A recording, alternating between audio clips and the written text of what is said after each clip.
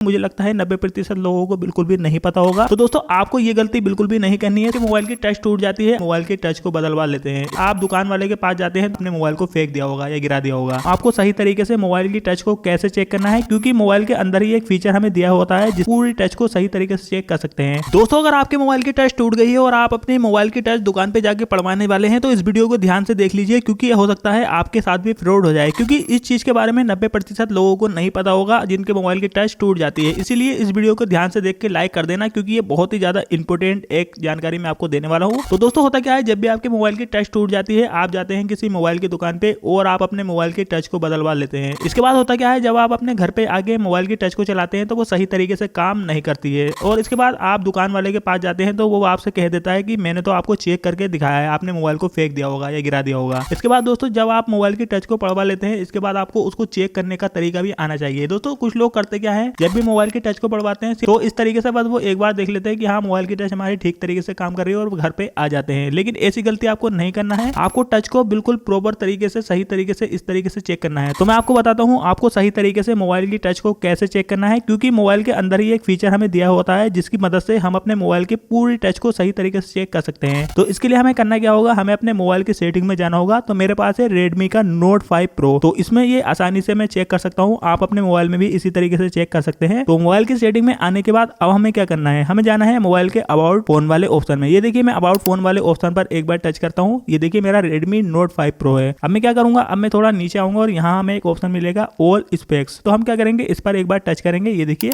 हमने इस पर एक बार टच कर दिया है। अब यहाँ पर आपको ये देखिए आपको एक ऑप्शन मिलेगा ये वाला, ये देखिए ध्यान से आपको इस वाले ऑप्शन पर एक बार टच करना है। जैसे कि आप इस पर टच करेंगे आपको दोबारा टच करना है।